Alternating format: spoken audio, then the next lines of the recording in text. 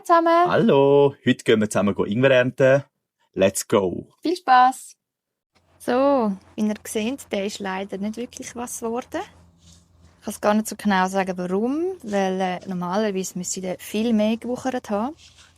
Wir haben zwar nur einen kleinen Topf, das ist ein 10-Liter-Topf. Ungefähr, ja. Aber wir haben, letztes Jahr hatte ich also einen kleineren Topf und der ist richtig gut gewachsen. Aber ich glaube, dieses Jahr es hat ja hauptsächlich geregnet und ist irgendwie bewölkt gewesen. Ich glaube, dem fehlt einfach ein bisschen die Sonne dieses Jahr. Aber ja, wir ernten jetzt natürlich gleich ernten.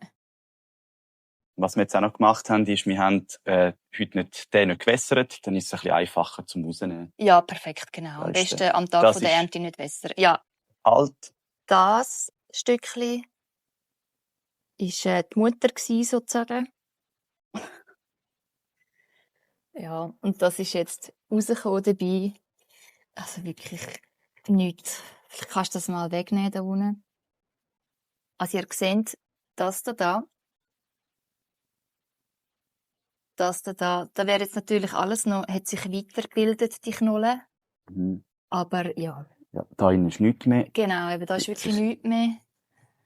Man sieht selber, er hat gar nichts gemacht. Das ist wirklich Aber nur hey, ganz klein geblieben. es hat was gegeben.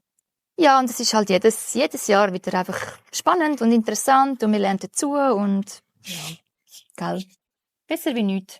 Voll. Hihi.